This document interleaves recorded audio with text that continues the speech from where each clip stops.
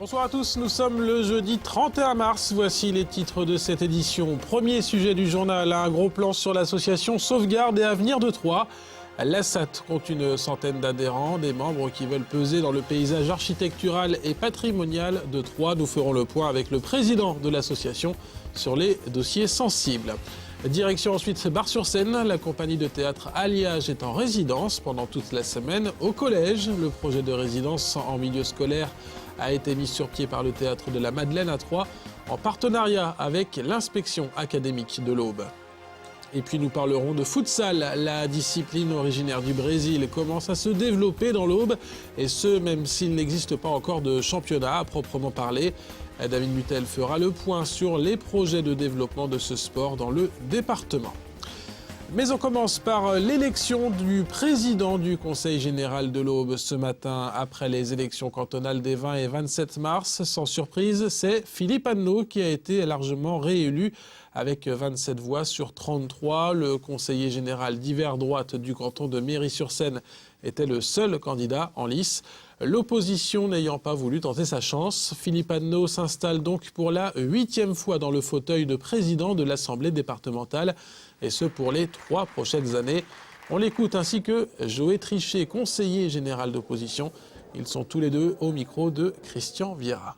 C'est assez stable parce que la première fois que j'ai été élu en 1990, j'avais déjà 27 voix sur 33. J'ai toujours 27 voix sur 33. C'est normal, les 6 élus de gauche ont voté blanc. C'est tout à fait respectable. Puisqu'il y a des bulletins blancs, je suis élu à l'unanimité.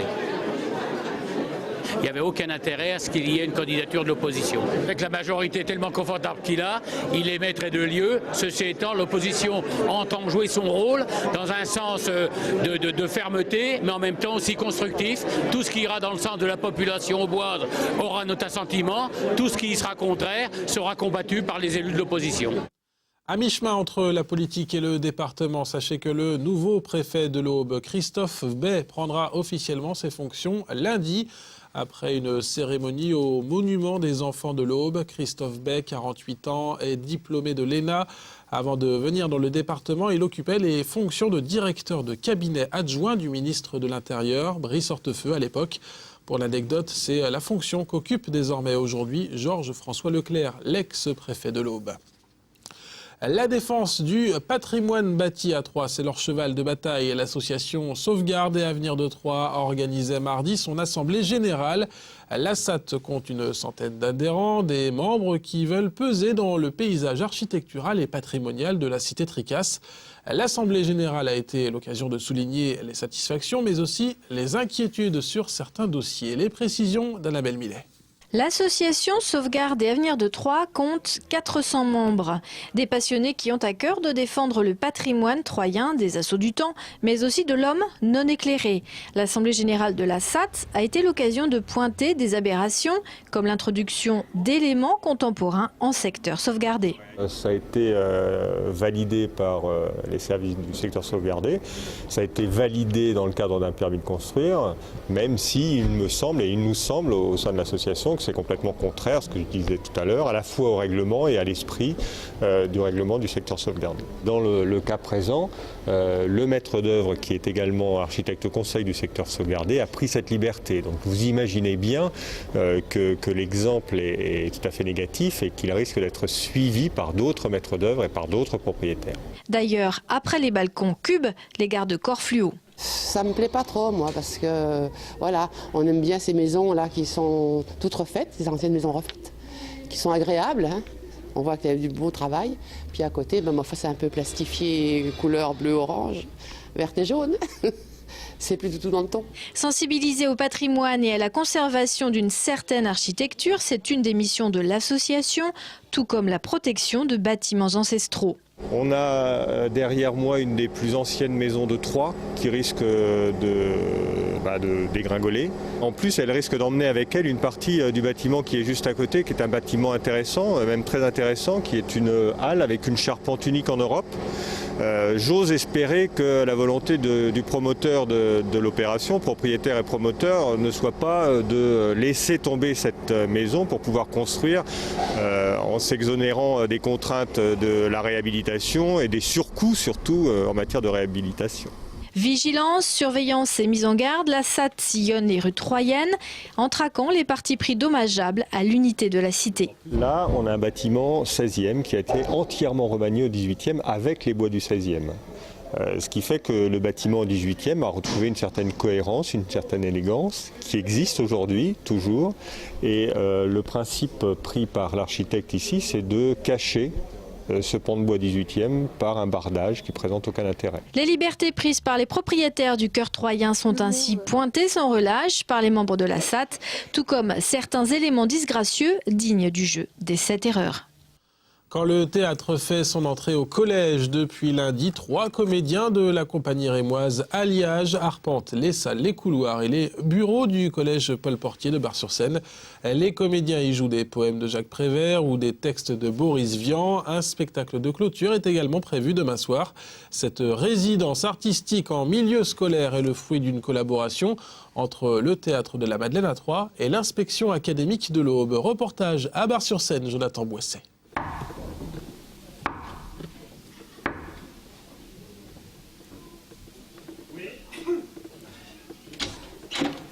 Interruption surprise du cours de maths. Le professeur est prié de s'asseoir au fond de la classe et c'est parti pour une dizaine de minutes d'un texte de Prévert. Ma force est décuplée. Hey. On va retourner se coucher. Catherine, Henri et Catherine sont comédiens. Depuis lundi, ils sont en résidence artistique au collège où ils passent à l'improviste dans les classes. On arrive dans les classes. On s'installe, on bouge de temps en temps, s'il le faut, quelques tables, quelques chaises, quelques élèves, puis on s'installe, on fait notre texte de Prévert, et puis après on s'en va, sans dire un mot. Donc ils sont très surpris, et après, quand ils sont au courant en fait du déroulement des choses, pourquoi on est là, ils attendent qu'on revienne. Et vous les avez vus plusieurs fois ? Oui. Et qu'est-ce qui vous plaît alors ? On va faire un coup.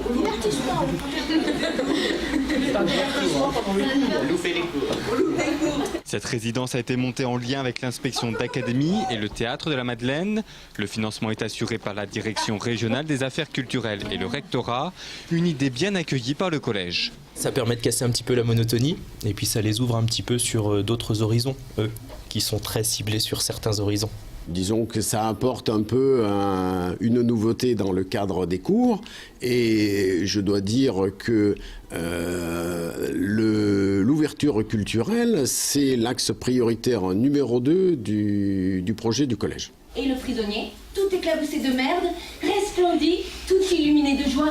Elle ne m'a pas oublié, elle pense toujours à moi. Ces irruptions se font sur demande des professeurs. Les comédiens sont aussi intervenus à l'atelier théâtre et durant les cours. Maintenant, mettre un peu plus d'humeur. Des textes de Prévert ou Boris Vian également pour le personnel de l'établissement, comme ici à la cantine. Ta vie est si chère. On dit rentre chez ta mère, on se garde de tout. Hé Gudu, excuse-toi ou je reprends tout ça. Mon frigidaire, mon armoire à cuillère, mon évier en fer. et pourquoi la mazoute? En fait, c'est faire le lien dans ce lieu avec ce qui est de l'ordre de l'artistique et puis toutes les personnes qui font partie de cet établissement. La résidence de la troupe rémoise Alliage Théâtre se terminera vendredi soir. Un spectacle regroupant tous les textes de la semaine permettra de clore la parenthèse artistique. Leur scène demain, ce ne sera pas un collège, mais la pelouse du Stade de l'Aube. Les footballeurs de l'Estac se préparent avant un derby champardonnais. Au programme ce vendredi, donc à 20h, un match face à Sedan pour le compte de la 29e journée de Ligue 2. Face à des Ardennais 8e du classement, les joueurs de Jean-Marc Furlan 10e vont essayer de se rapprocher encore un peu plus du maintien. La suprématie régionale est aussi en jeu. Écoutez l'entraîneur troyen Jean-Marc Furlan. On a les meilleures conditions pour jouer ce derby sans pression négative, juste celle qu'on veut bien se mettre, de remporter un match championnat qui est important parce que ça nous maintiendrait quasiment définitivement. Et aussi parce que les derbies, c'est toujours intéressant de les remporter, de bien, tout du moins de très bien les jouer, de marquer de notre empreinte la rencontre, quoi. C'est quelque chose qui nous tient à cœur. Et en plus, c'est pas tous les ans pareil. On n'a pas toujours une bonne fortune dans les derbies chaque année. Donc c'est vrai que cette année, c'est bien parti, en espérant que ça dure, je croise les doigts. Et l'Estac qui profite par ailleurs de ce derby pour organiser sa 4e rencontre du développement durable. Des multiples animations sont prévues dans et autour du stade dès 18h. Plus de 15 000 spectateurs sont espérés. Côté trafic, notez que l'avenue Robert Schuman sera fermée à la circulation dès 18h également, c'est-à-dire 2 heures avant le coup d'envoi de la rencontre. Pour refermer ce journal, on reste dans le domaine footballistique avec un focus sur le futsal. La discipline a été inventée au Brésil.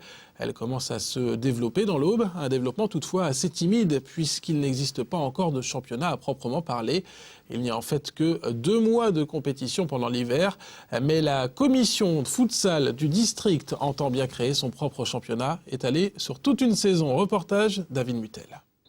Depuis quelques mois, le président de la commission futsal nourrit une idée folle, celle de créer un championnat dans l'Aube qui durerait toute l'année.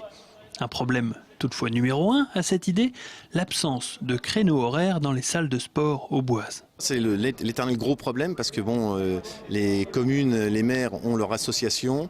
Le futsal démarre déjà légèrement dans l'eau parce qu'il y en a qui sont intéressés, il y a des clubs qui sont intéressés.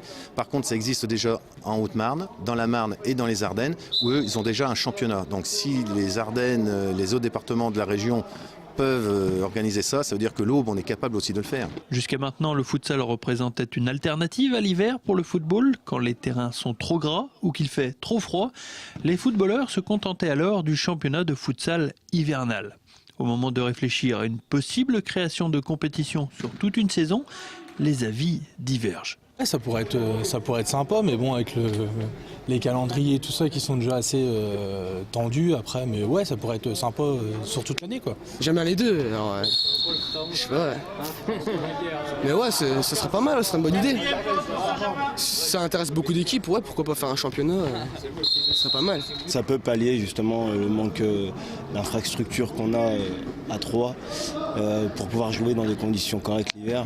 Donc c'est vrai que jouer en salle, je dirais, ça peut... C'est que du bonus, ça permet de garder la forme, etc. Maintenant, toute la saison, je pense que ce sera un peu difficile.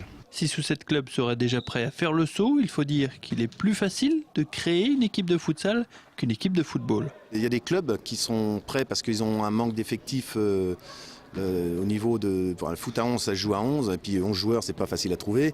Et quand on est 16 ou 18, on arrive difficilement à jouer le dimanche à 11 ou même voire à 10. Donc pour jouer au futsal, c'est simple, c'est un gardien plus 4 joueurs. C'est plus facile de trouver 7 joueurs avec 2 remplaçants que d'en trouver 15 ou 16. Avant tout, sport confidentiel, le futsal grimpe petit à petit dans la hiérarchie des sports de balle. Il reste quand même pas mal de chemin à parcourir avant de se faire définitivement reconnaître. C'est la fin de ce journal. Merci de votre attention. Tout de suite, la météo avec Sandra Durupt. On se retrouve demain pour un nouveau JT. Belle soirée à tous sur Canal 32.